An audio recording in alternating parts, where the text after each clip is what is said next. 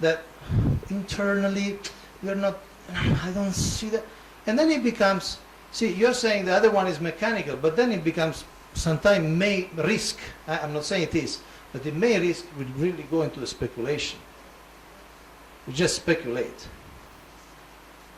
And then it becomes like and dislike. Yes? So in that case, it may be kind of a, is there kind of a rule or a system there wherein you can kind of inform at least, and you should inform that person that what is the reason for example, that's what it says. If you don't think, if you you have to give something, you have to tell the person. Otherwise, it's also very dangerous. Some people just get fried. They try year after year after year. And okay, you may say they are neophyte, but before initiation, you are neophyte, right? Initiation means to start. So what do you want? Them to become Paramahamsa before they take initiation? Sometimes I get the feeling that people really want them to become super advanced. After all, try to understand, recommendation, what are you recommending? You're not recommending that this person is ready to go back home, back to God, take a place in the Nitya Lila as a Manjari. You're not recommending that. You follow? That's not what you're signing. That's not what you're signing. But it seems that some people think this is what they're signing. I mean, you are signing that to the best of your knowledge, this person chant 16 rounds, follow 4 regulative principles since 1 year. That's what you are saying, to the best of your knowledge. Obviously, you cannot go with a video camera 24 hours a day following. To the best of your knowledge, and we said yesterday how there is always a level of trust with everybody, you say, look, to the best of my knowledge, this person chants 60 rounds since at least 1 year, follow 4 regulative principle, and I recommend him for initiation. ISKCON law also says very clearly before, if you want I can show you, Guru is not forced to give initiation even if the recommendation is given. You follow? But this is what you are recommending. And I'm sad to say, I see it again and again, places from Europe to Asia to South America where people keep adding and adding and adding requirements.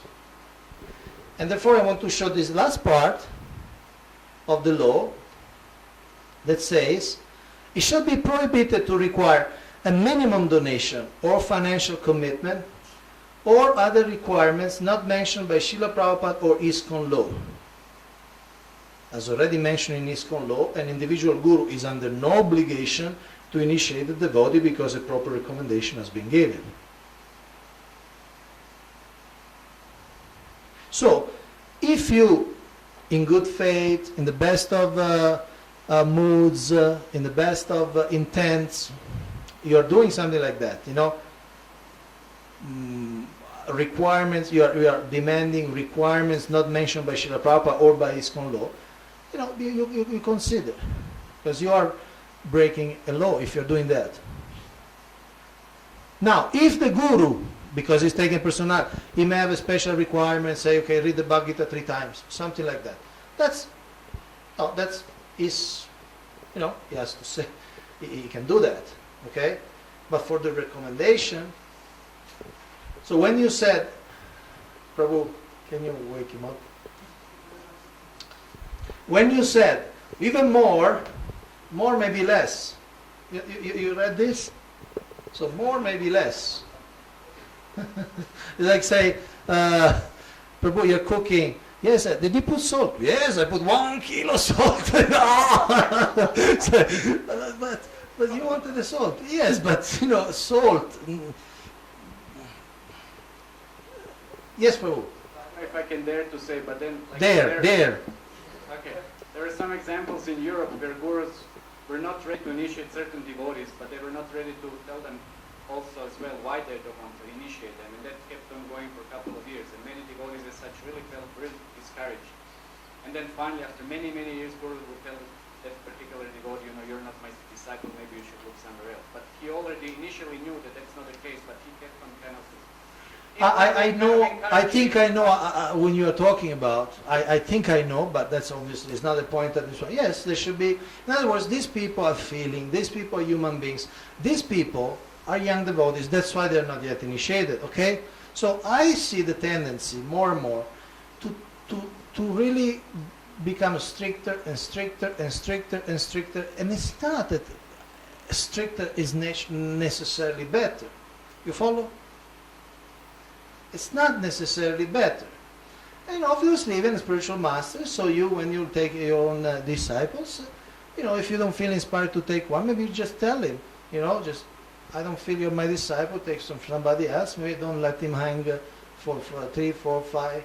I know one lady, 6 years, she was aspiring for one guru, and then the guru finally said, look, I'm not going to give you initiation. And she took initiation for another one, and as far as I know, she has a very good relation with the guru. So, knowing what the client wants and feels is the key factor to success in any type of business. Our business, market of the holy name, we market the holy name, we train people in the principles of bhakti yoga, we engage them, and so on.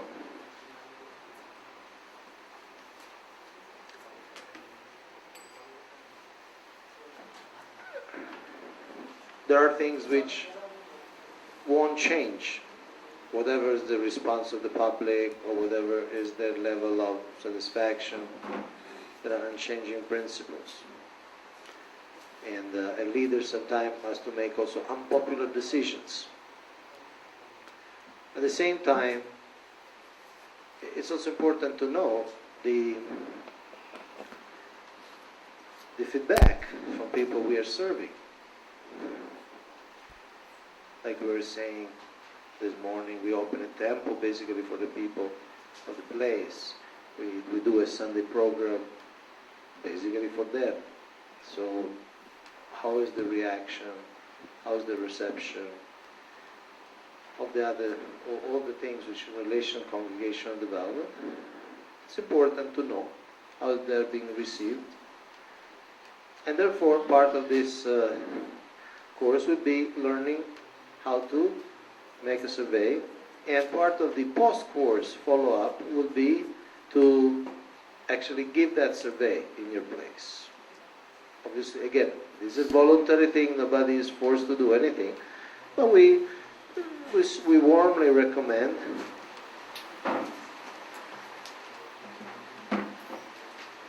that those who do this course and go back into their place after, we'll use the survey we're going to build here. Okay? So, you all read that 30-page document, survey? You all read? Who read it? Can you raise your hand? Okay, thank you. So, we are all on the same platform, you read it. And now we're going to see it again in a summary form. And then we are going to do the survey here, okay? Probably we won't finish today, but tomorrow morning we can continue a little bit. Huh? Okay, here. The steps in a survey project. Establish the goals of the project, what you want to learn.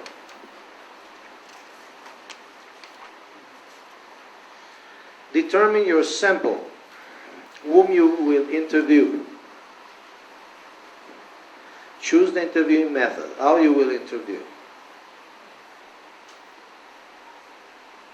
By mail, phone, in person, by website. There are many ways. Design your questionnaires, what you will ask. Pre-test the questionnaire, test the questions. This is important because sometimes it's clear in our mind, but then when we share the question, it's not clear to the person we are asking. Conduct the interviews and enter data. Ask the questions, and then analyze the data, produce the reports. Step 1, identify your goals. The goals determine whom you will survey, what you will ask them. I'll give you an example. Say your goal would be, one of your goals could be improve the Sunday program. Or another goal could be improve reception. Or find out the feedback to your children programs, Sunday school, or other programs.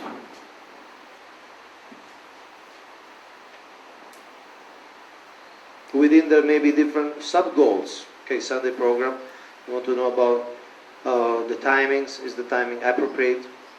Is the lecture, how do people react to the lecture? You feel too much information, too less information, is it too long, is it too short?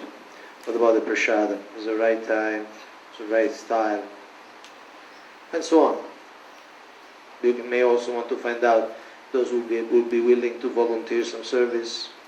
What service would they be willing to volunteer?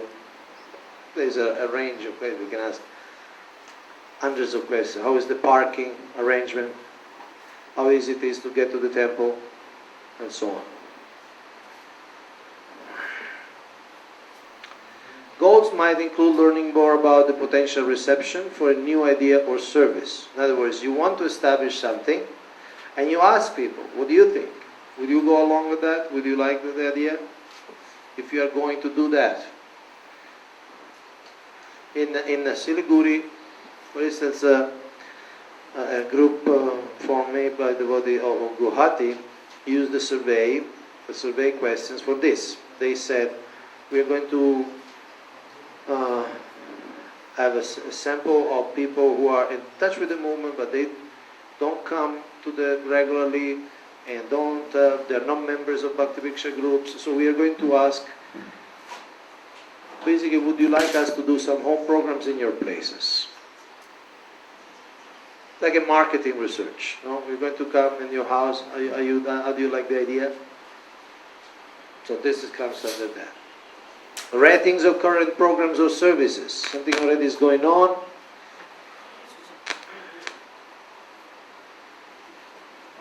What's happening?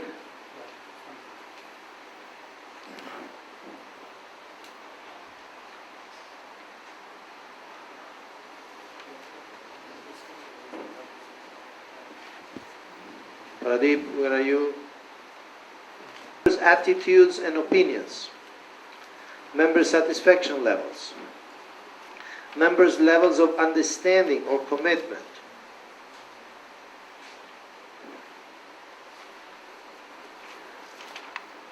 Like for instance, you could circulate about the understanding. You can circulate a survey asking even, if not philosophical questions, at least questions of how clear was a policy for the temple, how clear was a communication in a certain area. Needs of specific groups within the congregation. You know, different people have different perception. It is said that leaders should understand that his perception is limited.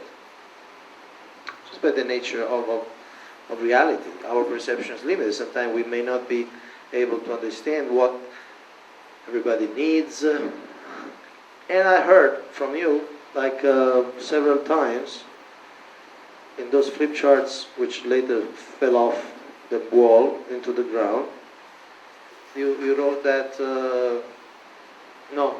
physical needs, emotional needs, and so on. So that we may not know what are those needs, just because some people live a different lifestyle, and we may not always be able to identify with that. So sometimes we need to ask. So what areas do you want to explore? What aspects of each area you want to study? Now, I'm going to ask you for a brainstorm. But again, more than a brainstorm, would not be a free brainstorm. Generally, brainstorm is anything goes, okay? But I want you to, as a group, you read the document, to identify a few areas for which you will build a survey. So please make something relevant, something concrete, something that you will be willing to take that survey, go back to your place and use that survey. Obviously, here we're talking about community building, congregational development. There should be areas in that